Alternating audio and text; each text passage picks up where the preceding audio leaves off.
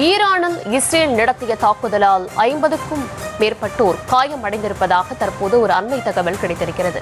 காயமடைந்தவர்களில் பெரும்பாலானவர்கள் பெண்கள் மற்றும் குழந்தைகள் என்ற தகவலும் கிடைத்திருக்கிறது. ராஜேஷ், 35க்கும் மேற்பட்ட பெண்கள் மற்றும் குழந்தைகள் காயமடைஞ்சிருக்காங்க. மொத்தமா 50 பேர் இந்த தாக்குதலால காயமடைந்திருப்பதா தற்போது ஒரு தகவல் கிடைச்சிருக்கு. இது தொடர்பான விவரங்கள்.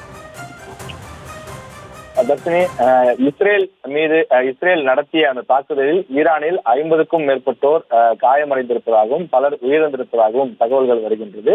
குறிப்பாக பலர் காயமடைந்தவர்கள் பெண்கள் மற்றும் குழந்தைகள் என்று தெரிகின்றது. அந்நாட்டு தலைவர் கூட குறிப்பிடும் போது, எங்கள் நாட்டு அப்பாவி மக்கள் மீது நீங்கள் தாக்குதலை நடத்தியிருக்கின்றீர்கள், எனவே அதற்கான ஒரு பதிலடி நிச்சயம் இருக்கும் என்றும் அவர் குறிப்பிட்டிருந்தார்.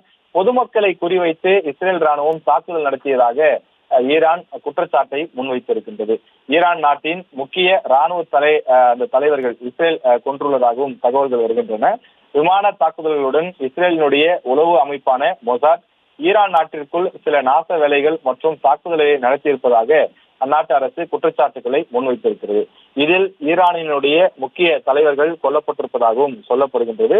இது தொடர்பான அந்த அதிகாரப்பூர்வ தகவல்கள் வெளியாகவில்லை என்றாலும் அது தொடர்பான தகவல்கள் தொடர்ந்து வெளியாகிக் கொண்டிருக்கின்றது. இதற்கான முக்கிய காரணம் நாம் முன்பே குறிப்பிட்டது போல முக்கிய கல்வியாளர்கள் மற்றும் அந்த ராணுவ விஞ்ஞானிகள் பலரும் குறிவைக்கப்பட்டதாக ஈரான் தரப்பிலிருந்து சொல்லப்பட்டிருக்கின்றது. ஈரானினுடைய துணை ராணுவ புரட்சிகர படையினுடைய தலைவரும் இந்த தாக்குதலில் காயமுற்றிருப்பதாக தெரிகின்றது.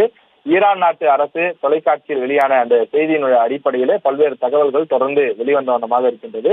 இரண்டு நாட்டிலும் அந்த போர் எல்லைகள் மட்டும் இல்லாமல் இந்த நாட்டிற்குள்ளேயே ஊடுருவி தாக்குதல் நடத்தக்கூடிய வகையிலே இஸ்ரேல் ராணுவம் தொடர்ந்து செயல்பட்டு வருவதாகவும் தகவல்கள் தெரிவிக்கின்றன.